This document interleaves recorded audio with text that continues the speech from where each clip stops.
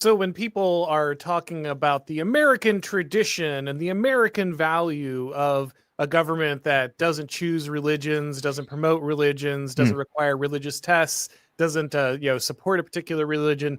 In fact, actually, none of that is the American tradition, and early Yeah. America is a place of blasphemy laws and Blasphemy religious laws, Sabbath requirements, and laws, yeah. the whole thing, right? All these things would be the American tradition is one where these are locally, we might say, decided, right? That it's just a question of sort of distribution of labor or jurisdiction, right? It's not that these things were wiped away and that the American experiment is supposed to be this religious, secular utopia.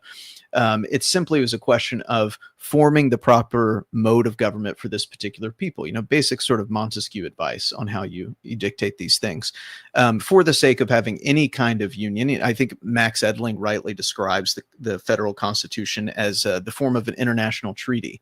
I do think that's what it mimics, and that's how it essentially functions. And you have many comments in the late 18th century that these are all little republics, right? These are little nations. And that's how they're going to relate to one another. So external policy, things that concern all of them, are something that the federal government can sort of handle for the most part. But these domestic and internal questions, health, safety, morals, religion, are things that are almost entirely left to the states, right? Unless there's some kind of irresolvable conflict over state lines. And this functioned very well. I think it was a great thing to try. I think that sort of federalism is something that's a good thing. What we've had in the post-war period, though, is actually post-incorporation, which is what Everson, the 1947 case, does. It incorporates the Establishment Clause. The free exercise clause had been incorporated 7 years prior.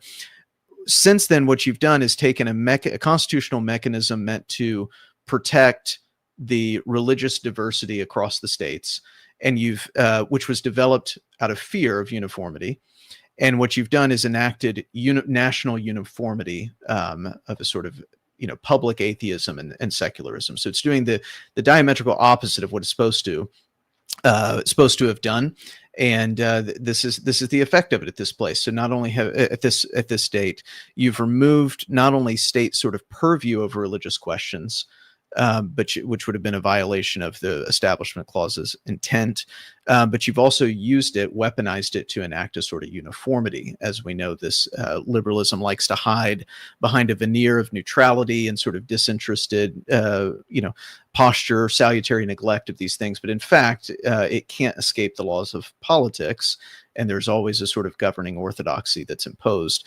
In fact, as I've said, the fear mongering over theocracy is just that. It's fear mongering. Theocracy is, by definition, ruled by a priesthood. And actually, I think liberal modernity, as we've experienced it since the 40s, is the closest anyone's ever really had to a theocracy. The rule by priests, just because they don't wear collars and their cathedrals are brutalist architecture, doesn't mean it's not a priesthood.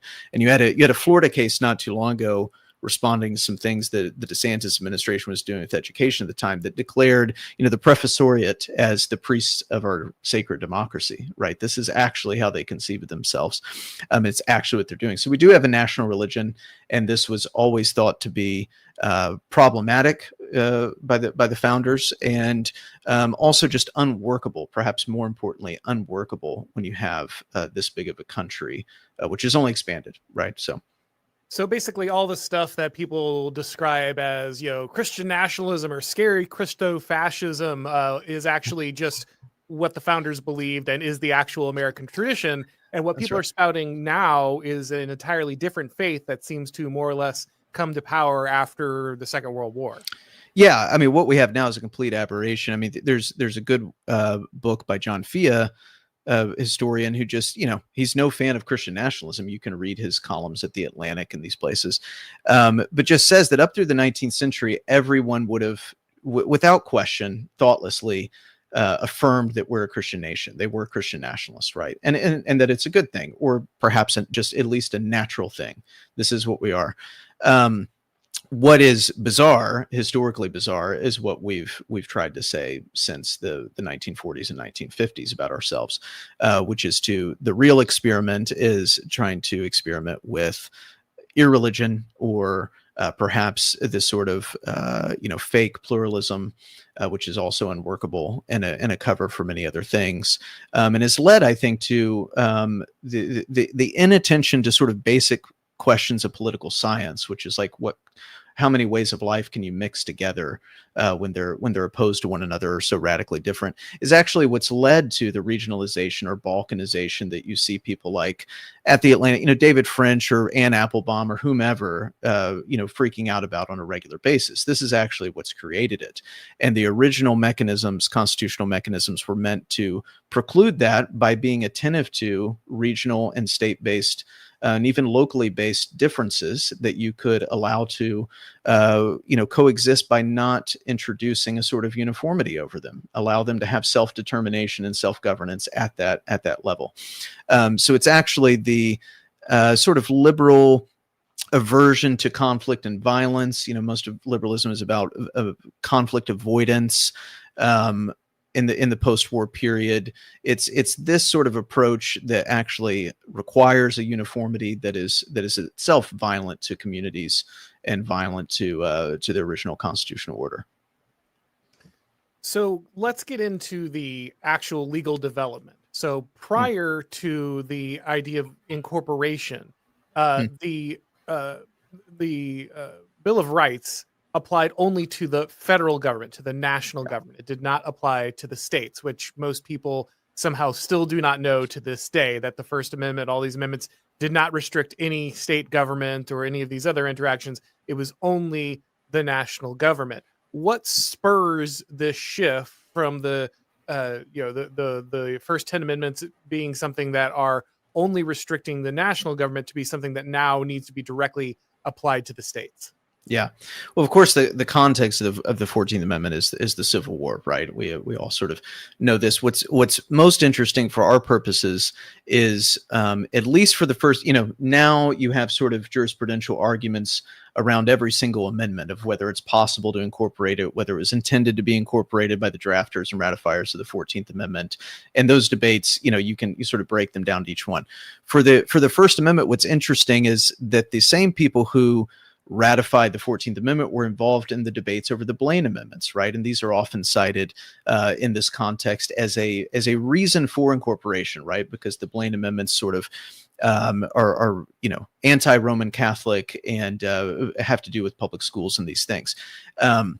What the Blaine Amendments actually demonstrate is that the First Amendment was not intended to be incorporated by the 14th Amendment, even if you wanted to argue that all the rest of them were supposed to be. I think it's a bad argument. But let's say that was the case, because that mechanism was immediately available to them and they never availed themselves of it, right? They had to come up with other amendments to address this problem, right? To sort of make your schools non-sectarian, which was really to say we need to keep them default Protestant and not let the Vulgate be taught or whatever else in schools. And so that, we put this in our essay. The Blaine Amendments would, on first sort of brush, would seem to dismantle our theory on this, but it actually affirms it. Right, that these things were not thought to be either necessary to incorporate or capable of being incorporated. And that's probably almost certainly because the people, even of the mid to late 19th century, understood the original purpose of them. It had not dawned on them that you could possibly reverse the purpose of the First Amendment to create something new entirely. This is one of those, as I think many people rightly point out, the post-Civil War period is a change. You should rightly label it a new republic. Many things are changed, right? And this is certainly not the only one, but this is one of them that you can. It's not just a new application; it's a total reversal of, in this regard, what the constitutional order was meant to do. Therefore, you have something entirely new. And these things, the 20th century is really about working all of this out and applying it in real time.